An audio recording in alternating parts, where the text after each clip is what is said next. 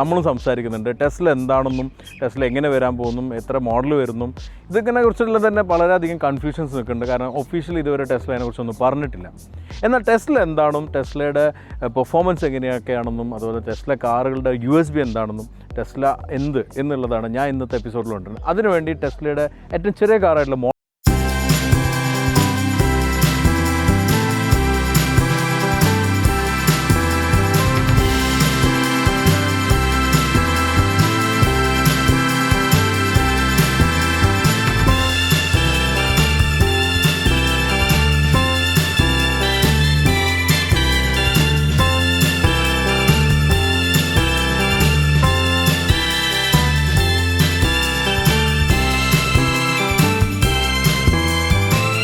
Tesla സ്ഥാപിച്ചിരുന്നത് Martin എബർഹാർഡും mark ടെപ്പനിങ്ങുമാണ്. ഇവർ ആദ്യം ചെയ്തിരുന്ന ബുക്ക് മാനുഫാക്ചേഴ്സ് ആയിരുന്നു. ലിഥിയം അയൺ ബാറ്ററിയോട് കൂടിയിട്ടുള്ള ബുക്ക് ആയിരുന്നു ഇവർ നിർമ്മിച്ചിരുന്നത്. എന്നാൽ മാർട്ടിൻ ഒരിക്കൽ T0 എന്ന ഇലക്ട്രിക് കാർ ഓടിക്കാനിടയായി. AC പ്രൊപ്പൽഷനായിരുന്നു T0 എന്ന കാർ നിർമ്മിച്ചിരുന്നത്. ഇതിൽ ആകർഷണമായ മാർട്ടിൻ ഒരു proper electric car manufacturing company തുടങ്ങാമെന്ന് ആഗ്രഹിച്ചു. അന്നത്തെ ഇലക്ട്രിക് കാറിൽ ഉപയോഗിച്ചിരുന്നത് ലെഡ് ആസിഡ് ബാറ്ററി ആയിരുന്നു. ഇതിന് പകരം ലിഥിയം ബാറ്ററി ഉപയോഗിക്കുന്നത് എന്തുകൊണ്ട് നന്നാവും എന്ന് മാർട്ടിൻ മനസ്സിലാക്കി. അങ്ങനെയാണ് ടെസ്ല മോട്ടോർ എന്ന കമ്പനി സ്ഥാപിക്കുന്നത്. നിക്കോളാസ് ടെസ്ലയിൽ നിന്ന് ഇൻസ്പയർ ചെയ്തിട്ടാണ് ടെസ്ല എന്ന പേര് ഉത്ഭവിക്കുന്നത്.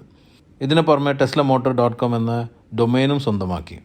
അങ്ങനെ ലോട്ടസ് എലീസ് എന്ന കാറിൻ്റെ ഷാസിയും AC പോപ്പുലേഷൻ്റെ മോട്ടറും ഉപയോഗിച്ച് ഒരു പരീക്ഷണാടിസ്ഥാനത്തിൽ കാർ നിർമ്മിക്കാൻ തീരുമാനിച്ചു. അപ്പോഴാണ് സാമ്പത്തികമായിട്ടുള്ള ഞെരുമുറുക്കം വന്നത്. ഇതിൻ്റെ ഭാഗമായിട്ട് 2004 ഇലൻ മസ്ക് ഇൻവെസ്റ്ററായിട്ട് വരുന്നത്. അങ്ങനെ ഫസ്റ്റ് മ്യൂവൽ നിർമ്മിക്കുകയുണ്ടായി. അതൊരു റോഡ്സ്റ്റർ കാറായിരുന്നു. ലോട്ടസ് എലീസിനെ ബേസ് ചെയ്തിട്ടുള്ള ഒരു ഇലക്ട്രിക് വാഹനമായിട്ടായിരുന്നു അത് നിർമ്മിച്ചിരുന്നത്. 2006 ജൂലൈയിലാണ് ഒഫീഷ്യലി ടെസ്ല റോഡ്സ്റ്റർ എന്ന മോഡലുമായി ലോഞ്ച് ചെയ്യപ്പെടുന്നത്. 3 ഫേസ് 4 പോൾ ഇലക്ട്രിക് മോട്ടോറോട് കൂടിയിട്ടുള്ള 2248 bhp കൂടിയിട്ടുള്ള കാറായിരുന്നു ഇത്. അങ്ങനെ ടെസ്ല ചെറിയ തോതിൽ പോപ്പുലാരിറ്റി നേടി തുടങ്ങി. ഇനി 2012 ഒരു പ്രോപ്പർ സിഡാനുമായി ടെസ്ല വരുന്നത്. മോഡൽ S എന്ന പേരാണ് ഈ സിഡാനിനുണ്ടായിരുന്നത്. എന്നാൽ ഒരു സിഡാനിനേക്കാളേറെ ഒരു സ്പോർട്സ് കാറിൻ്റെ പെർഫോമൻസ് ആയിരുന്നു മോഡൽ Sലൂടെ ടെസ്ല കാഴ്ചവെച്ചിരുന്നത്. 588 HP കരുത്തും 1247 Nm ടോർക്കുമോട് കൂടിയിട്ടുള്ള പെർഫോമൻസ് ആയിരുന്നു ഇതിലുണ്ടായിരുന്നത്. 0-100 2.3 സെക്കൻഡ് എന്നത് വലിയ അതിശയിപ്പിക്കുന്ന ഒരു ഫിഗറായിരുന്നു. 2015 മോഡൽ X എന്ന ക്രോസ് ഓവർ SUVയുമായി പുറത്തു വന്നു. ഇതിലും അതിശയിപ്പിക്കുന്ന പെർഫോമൻസോടെ ടോപ്പ് എൻഡ് മോഡലിന് കാഴ്ചവെച്ചിരുന്നത്. 0-100 2.9 സെക്കൻഡിലായിരുന്നു എത്തിയിരുന്നത്. എന്നാൽ ഇതിൻ്റെ പ്രാക്ടിക്കാലിറ്റിയും പിന്നിലെ ഫാൽക്കൺ ഡോറുമാണ് ടെസ്ല മോഡൽ Xന് ഏറെ പോപ്പുലാരിറ്റി നേടിക്കൊടുത്തത്. മോഡൽ Sഉം മോഡൽ Xോട് കൂടി ടെസ്ല EV രംഗത്ത് പ്രാമുഖ്യം നേടി തുടങ്ങി. ഇങ്ങനെ 30,000 പ്രീ ബുക്കിംഗ് ടെസ്ലയ്ക്ക് കിട്ടി. 2016 മോഡൽ 3 എന്ന മോഡൽ ആദ്യം അവതരിപ്പിക്കുകയുണ്ടായി. പിന്നെ 2018 ആകുമ്പോഴേക്ക് മോഡൽ 3 കൊറോളയിനേക്കാളും ഏറ്റവും അധികം വിൽക്കപ്പെടുന്ന മോഡലായി മാറുകയും ചെയ്തു. ഇന്ന് നമുക്കറിയുന്ന പോലെ ടെസ്ലയുടെ ഏറ്റവും വലിയ ഫ്യൂച്ചർ പ്ലാനിലൊന്നാണ് ടെസ്ലയുടെ റോഡ്സ്റ്റർ എന്ന സ്പോർട്സ് കാർ. 0-100 വേഗത എത്താൻ വെറും 1.50 സെക്കൻഡ് മാത്രമാണ് ടെസ്ല അവകാശപ്പെടുന്നത്. തികച്ചും അതിശയിപ്പിക്കുന്ന ഒരു ഹൈപ്പർ കാർ പെർഫോമൻസാണ് ഈ റോഡ്സ്റ്ററിന് ഉണ്ടാവുക എന്നാണ് ടെസ്ലയുടെ വാദം. ഇതിന് പുറമെ ടെസ്ലയുടെ സൈബർ ട്രക്കും സെമി ട്രക്കും എല്ലാം തന്നെ ഓഫറിങ്ങിലുണ്ട്. എന്നാൽ ടെസ്ല ഇപ്പോൾ കൂടുതലും ബിസിനസ് വർദ്ധിപ്പിക്കുന്നതിലാണ് ശ്രദ്ധ കേന്ദ്രീകരിക്കുന്നതായിട്ട് എനിക്ക് അനുഭവപ്പെട്ടു. ഇതിൻ്റെ ഭാഗമായി ടെസ്ലയുടെ കണക്ടിവിറ്റി വർദ്ധിപ്പിക്കുന്നതിലും ഫുള്ളി ഓട്ടോണോമസ് വാഹനങ്ങൾ കൊണ്ടുവരുന്നതിലും കൂടുതൽ പവർ സ്റ്റേഷൻ സ്ഥാപിക്കുന്നതിലും എല്ലാമാണ് ടെസ്ലയുടെ ശ്രദ്ധ ഉള്ളത്. ഇങ്ങനെയെല്ലാം ആണെങ്കിലും ടെസ്ല ഇന്നിപ്പോൾ ഏറ്റവും വിലമതിക്കുന്ന കാർ ബ്രാൻഡായി മാറുകയാണ് ചെയ്തിട്ടുള്ളത്. ഇന്ത്യയിലും ഉടൻ പ്രവർത്തനം ആരംഭിക്കുമെന്നാണ് ടെസ്ലയിൽ നിന്ന് അറിയാൻ സാധിക്കുന്നത്. ഇതിൻ്റെ ഭാഗമായിട്ട് ഇന്ത്യയിൽ ഓഫീസ് രജിസ്റ്റർ ചെയ്യുകയും ടെസ്ല ചെയ്തിട്ടുണ്ട്. ടെസ്ലയുടെ ഭാവിയിലെ ഇന്ത്യൻ പ്രോഗ്രാം എന്തൊക്കെയാണെന്നുള്ളത് ഒഫീഷ്യലി ഒന്നും തന്നെ ഇന്നും അൺവീൽ ചെയ്തിട്ടില്ല. അതിനായി നമുക്ക് കാത്തു നിൽക്കാം. എന്നാൽ ഇപ്പം നമ്മൾ ടെസ്റ്റ് ഡ്രൈവ് ചെയ്യുന്നത് ടെസ്ല മോഡൽ 3 ആണ്. ടെസ്ലയുടെ 3ാമത്തെ സീരീസ് പ്രൊഡക്ഷൻ മോഡലായിട്ടാണ് മോഡൽ 3 അറിയപ്പെടുന്നത്. ഇതിൽ റോഡ്സ്റ്റർ ഇൻക്ലൂഡ് ചെയ്യാതെയാണ് ഈ ലിസ്റ്റ് വരുന്നത്. ലൈറ്ററായിട്ടുള്ള ചെറിയൊരു പ്രാക്ടിക്കൽ കാർ എന്നാണ് മോഡൽ 3 കൊണ്ട് ടെസ്ല ഉദ്ദേശിക്കുന്നത്. 2016 ടെസ്ല മോഡൽ 3 ആദ്യം അൺവീൽ ചെയ്യുന്നത്. വെറും ആഴ്ചകൾ കൊണ്ട് തന്നെ 3,25,000 റിസർവേഷനാണ് കാറിന് ലഭിച്ചത്. എന്നാൽ 2017 ലിമിറ്റഡ് പ്രൊഡക്ഷൻ ആരംഭിക്കുന്നത്. ഒരുപാട് പ്രതികൂല സാഹചര്യങ്ങളുണ്ടെങ്കിലും ഇന്നും ഏറ്റവും അധികം വിൽക്കപ്പെടുന്ന പ്ലഗ് ഇൻ ഇലക്ട്രിക് കാറായിട്ടാണ് മോഡൽ 3 അറിയപ്പെടുന്നത്. ഇന്ന് നമ്മൾ ടെസ്റ്റ് ഡ്രൈവ് ചെയ്യുന്ന dual motor all wheel drive വെഹിക്കിളാണ്. ഇതിൻ്റെ മേലെ പെർഫോമൻസ് എന്ന വേരിയൻ്റ് മാത്രമാണുള്ളത്. എങ്കിലും ഈ മോഡലിൽ തന്നെ 0-100 വേഗത എത്താൻ വെറും 3.3 സെക്കൻഡാണ് അവകാശപ്പെടുന്നത്. 3 ട്രിം ലെവലിലാണ് മോഡൽ 3 അവൈലബിൾ ആയിട്ടുള്ളത്. Standard plus performance long range. ഇതിൽ ലോങ് റേഞ്ച് ആണ് നമ്മൾ ഇന്ന് ടെസ്റ്റ് ഡ്രൈവ് ചെയ്യുന്ന all wheel drive car. Company അവകാശപ്പെടുന്ന റേഞ്ച് ഒരു ഫുൾ ചാർജിങ്ങിൽ 657 കിലോമീറ്ററാണ്. എന്നാൽ ഇതിൻ്റെ പ്രാക്ടിക്കൽ വശങ്ങൾ നമുക്ക് ഈ റിവ്യൂവിൽ നോക്കാം. ടെസ്ല എന്ന കാറിൻ്റെ ഒരുപാട് മോഡൽസ് ഉണ്ട്. അതിൽ നമുക്ക് അറിയാവുന്ന 4 മോഡൽ റേഞ്ച് ഞാൻ പറയാം. അതിൽ ഏറ്റവും ടോപ്പായി നിൽക്കുന്ന മോഡൽ എസ് ആണ്. മോഡൽ എസ് എന്ന് പറയും. അതുപോലെ തന്നെ മോഡൽ 3 ഉണ്ട്, മോഡൽ എക്സ് ഉണ്ട്, മോഡൽ വൈ ഉണ്ട്. ആക്ച്വലി ടെസ്ലയുടെ ഒരു ചെറിയൊരു കള്ളത്തരം ഞാൻ ഇവിടെ കൊണ്ടുവരികയാണ്. ഇവരിതിനോട് മീൻ ചെയ്യുന്നത് സെക്സി എന്നാണ്. SEXY ആണെങ്കിൽ ഈന് പകരം 3 എന്നുള്ള മോഡലുണ്ട്, ബാക്കിയെല്ലാം എസ് ഉണ്ട്, എക്സ് ഉണ്ട്, വൈ ഉണ്ട്. അപ്പോൾ ഇതിൽ 3നെ ബേസ് ചെയ്തിട്ടാണ് വൈ എന്ന് പറഞ്ഞ ക്രോസ് ഓവറിൽ, അതുപോലെ തന്നെ എക്സ് എന്ന് പറഞ്ഞ വലിയൊരു ക്രോസ് ഓവർ SUV ആണ്. അതുപോലെ തന്നെ എസ് എന്ന് പറയുന്ന ടോപ്പ് എൻഡ് സിഡാൻ മോഡലാണ്. ഇതിൽ ഞാൻ എക്സ് ഓൾറെഡി ഞാൻ ഒരിക്കൽ റിവ്യൂ ചെയ്തതാണ്. ഒരു 2018 റിവ്യൂ. പക്ഷേ അത് നമ്മൾ ഹോട്ട്സ്റ്റാറിലും വന്നിട്ടുണ്ടായിരുന്നു. അതുപോലെ യൂട്യൂബിൽ നമ്മുടെ ഇംഗ്ലീഷ് ചാനലിലും കാണാം. അത് കാണണമെന്നുണ്ടെങ്കിൽ അതിൻ്റെ ലിങ്ക് ഞാൻ ഷെയർ ചെയ്യുന്നുണ്ട്. അതിൻ്റെ റിവ്യൂ ഞാൻ അന്നൊരു ഫസ്റ്റ് ഡ്രൈവ് റിവ്യൂ കൊണ്ടുവന്നിട്ടുണ്ട്. ഇന്നിപ്പോൾ കൊണ്ടുവന്നിരിക്കുന്ന ഏറ്റവും ചെറിയ മോഡലും ഇന്ത്യയിൽ വരാൻ ചാൻസ് ഉള്ള എല്ലാ മോഡലും വരുന്നുണ്ട്, എന്നാലും ഏറ്റവും അധികം വോളിയം ചെയ്യാൻ ചാൻസ് ഉള്ള മോഡൽ എന്ന് പറയുന്നത് ഈ ഒരു മോഡലാണ്. ഇന്ത്യയിൽ ഇപ്പോൾ ഓൾറെഡി ഉള്ള കോന പോലുള്ള കാറുകളെ കോമ്പീറ്റ് ചെയ്തിട്ടാണ് മോഡൽ 3 നിൽക്കുന്നത്. നമുക്കറിയാം ഏറ്റവും വലിയ മോഡൽ എസ് ആണെങ്കിൽ ഏറ്റവും ചെറുതായിട്ട് നിൽക്കുന്നുണ്ട്. ഇവരുടെ കാറ്റഗറിയിൽ, ടെസ്ലയുടെ കാറ്റഗറിയിലെ സ്റ്റാർട്ടിംഗ് റേഞ്ചാണ് ആക്ച്വലി ഈ ഒരു 3 എന്ന് പറഞ്ഞപ്പോൾ. നമുക്ക് ഒരു ഉദാഹരണം പറയുന്നത് 3 സീരീസോ അല്ലെങ്കിൽ C ക്ലാസ് എല്ലാം പോലെ വേണം ഈ ഒരു മോഡലിനെ കരുതാൻ. ഇതിന് പുറമെ റോഡ്സ്റ്ററും മറ്റെല്ലാം ഉണ്ടെങ്കിലും ഇതാണ് മേജറായിട്ട് നിൽക്കുന്ന മെയിൻ ഒരു മോഡൽ റേഞ്ച്.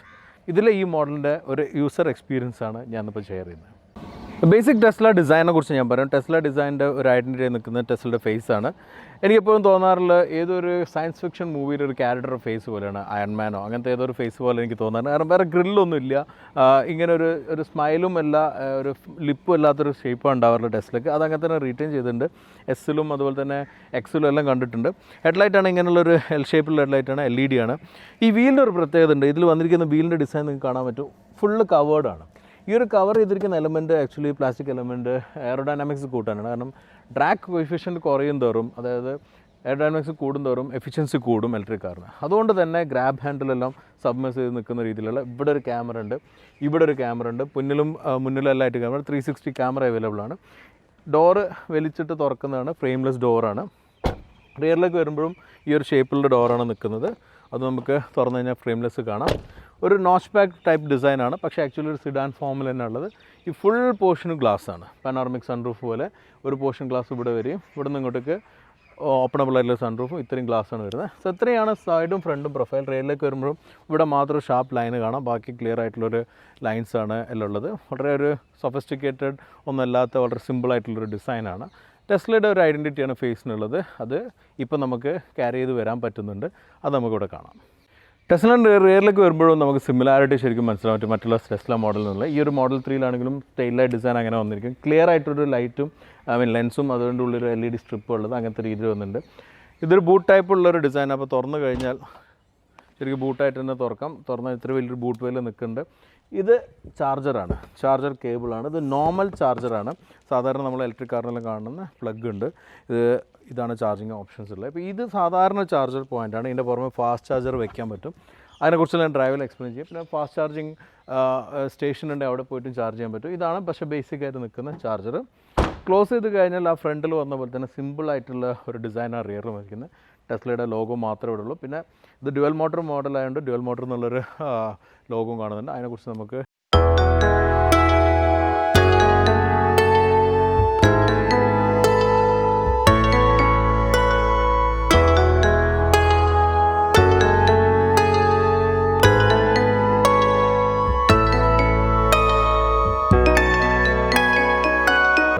വേറെ ഒരു എലമെൻറ്റും നമുക്ക് കാണാൻ പറ്റില്ല. വളരെ സിമ്പിളായിട്ടുള്ള മിനിമലിസ്റ്റിക് ഡിസൈനാണ്. വലിയൊരു സൺറൂഫ് കാണാം. അതുപോലെ തന്നെ വൈറ്റ് സീറ്റ് ഉണ്ട് ഈ ഒരു കാറിൽ. അതും തന്നെ വളരെ തിന്നാണ്, പക്ഷേ കംഫർട്ടബിൾ ആയിട്ടുള്ള സീറ്റാണ്.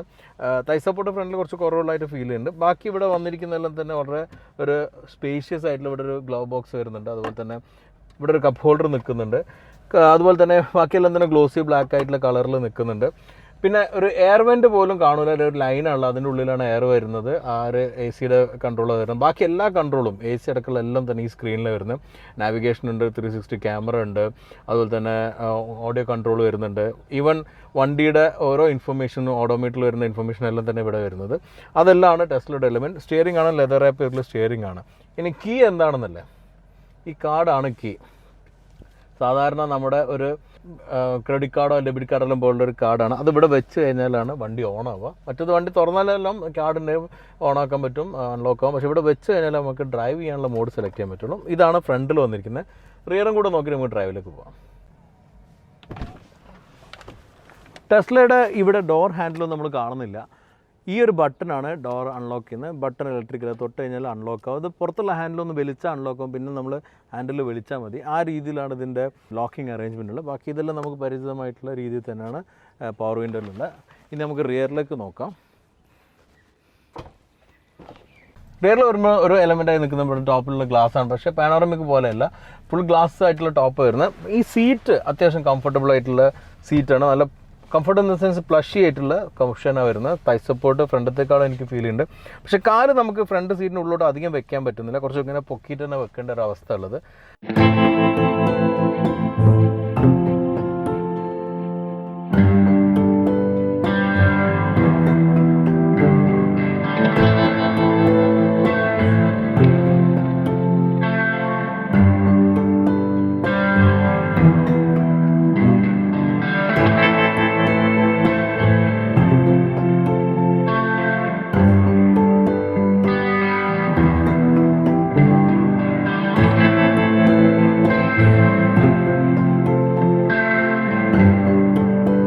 ഏതൊരു ഇലക്ട്രിക് കാർ പോലെ തന്നെ വേറെ സൗണ്ടോ ബഹളമൊന്നും ഇല്ല. എഞ്ചിൻ്റെ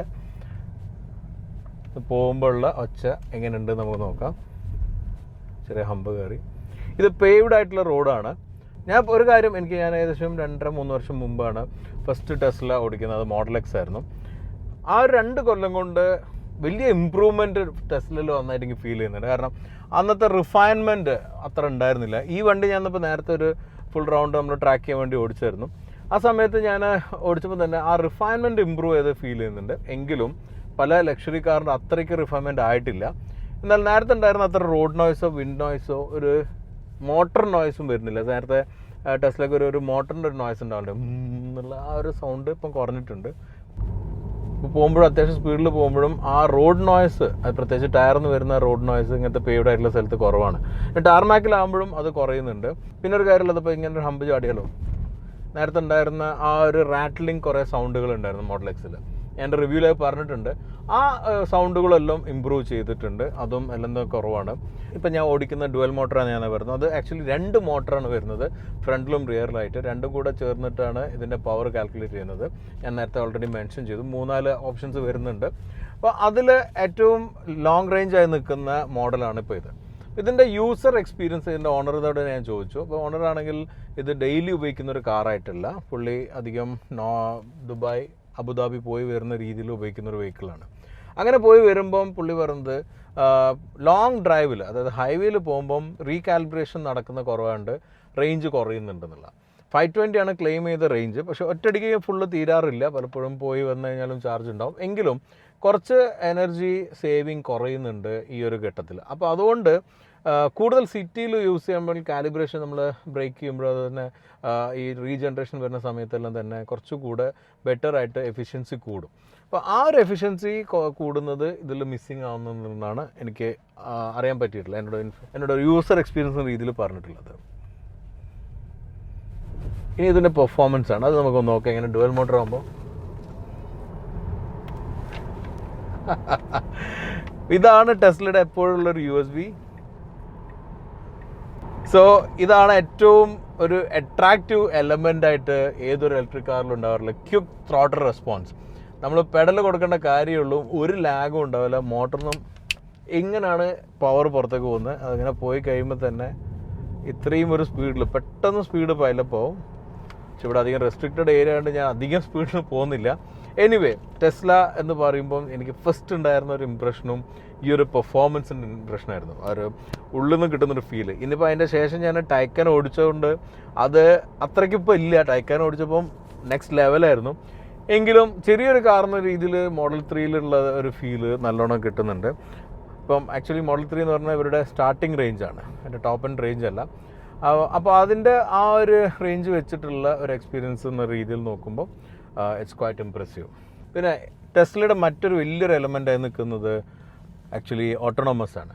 അപ്പോൾ ആ ഒരു ഓട്ടോണോമസ് ഫീച്ചേഴ്സ് ഇന്ത്യയിൽ വരുമ്പം എങ്ങനെയാണെന്നുള്ളത് നമുക്കറിയാം. എന്തായാലും ഇപ്പോൾ ഓൾറെഡി ഇവിടെ ദുബായിൽ വണ്ടി ഇറങ്ങാൻ തുടങ്ങിയിട്ട് കുറച്ച് കാലമായി. ഇവിടെ ആകെ ലെയിൻ കീപ്പിംഗ് അസിസ്റ്റ് മാത്രം ഇവിടെ കാണാം. ഈ സ്ക്രീനിൽ ഇപ്പോൾ കാണുന്നുണ്ട്. ലെയിൻ്റെ അടുത്തേക്ക് പോകുമ്പോൾ ഉള്ളതും നേരത്തെ വണ്ടിയിലുണ്ടാകുമ്പോൾ ഇവിടെ കാണിച്ചിരുന്നു. വളരെ ആക്യുറേറ്റ് ആയിട്ട് തന്നെ വരുന്നുണ്ട്, അതിലൊരു ഡൗട്ടും ഇല്ല. എനിക്ക് കറക്റ്റായിട്ട് തന്നെ അത് യൂസ് ചെയ്യാൻ പറ്റുന്നുണ്ട്, ശരിക്കും മനസ്സിലാകുന്നുണ്ടായിരുന്നു. പക്ഷേ ബാക്കിയൊന്നും തന്നെ ഇവിടെ ആക്ച്വലി ഓട്ടോണോമസിൻ്റെ ഒന്നും തന്നെ ലീഗലി അലൗ ചെയ്തിട്ടില്ല. ലീഗലി അലൗ ചെയ്യാത്തതുകൊണ്ട് തന്നെ ഇതിൻ്റെ ഫുൾ യൂസ് നമുക്ക് കിട്ടുന്നില്ല. ഞാൻ അന്നും പറഞ്ഞിട്ടുണ്ടായിരുന്നു, ഓട്ടോണോമസ് ആണ് ടെസ്ലയുടെ മറ്റൊരു വലിയൊരു എലമെൻറ്റ്, ഇലക്ട്രിക് എന്നതിൻ്റെ ഉപരിയില്ല. ആ ഒരു ആസ്പെക്റ്റ് എന്തായാലും നമുക്ക് യൂസിൽ വരുന്നില്ല. അത് ഇന്ത്യയിൽ വരുമ്പം എത്രത്തോളം ലെജിസ്ലേഷനിൽ, അതായത് റൂൾസിൽ മാറ്റം വരും എന്നുള്ളത് അറിയില്ല. ആ വന്നു കഴിഞ്ഞാലേ നമുക്കത് യൂസ് ചെയ്യാൻ എന്തായാലും പറ്റുള്ളൂ. അപ്പോൾ അത് ഇപ്പോഴതാ ലൈൻ കീപ്പിംഗ് അപ്പം കറക്റ്റ് റോഡ് കയറി അപ്പോൾ ഉടനെ തന്നെ വന്നു. മറ്റേ പേവിങ് ഭാഗത്ത് കാണിക്കുന്നില്ല, അവിടെ അടുത്തെത്തുമ്പോഴേക്ക് മാർക്കിംഗ് വരുന്നുണ്ട്, കറക്റ്റ് ആവുന്നുണ്ട് വണ്ടി. ഈ കറക്ഷനെല്ലാം വണ്ടി ചെയ്യുന്നുണ്ട്. ഇതെല്ലാം നമുക്ക് കറക്റ്റ് അറിയാൻ പറ്റും. അതിനുള്ള ക്യാമറാസ് എല്ലാം പെർഫെക്റ്റ്ലി വർക്ക് ചെയ്യുന്നുണ്ട്.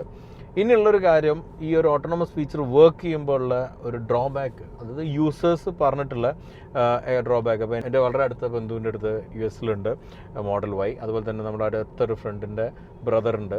ഇവരെല്ലാം ഉപയോഗിക്കുമ്പോൾ ഉള്ള ഒരു കാര്യം പറഞ്ഞത്, കൂടുതൽ ഓട്ടോണമസ് ഫീച്ചേഴ്സ് യൂസ് ചെയ്യുമ്പോൾ ബാറ്ററി കൺസംഷൻ കൂടും. അത് നമ്മൾ സാധാരണ ഫോണിൽ ഡാറ്റ യൂസ് ചെയ്യുന്ന പോലെ തന്നെയാണ് ഇതിലും ഡാറ്റ കൂടുതൽ യൂസ് ചെയ്യുമ്പോൾ ബാറ്ററി കൺസംഷൻ കൂടുമ്പോൾ റേഞ്ച് കുറയുന്നില്ല.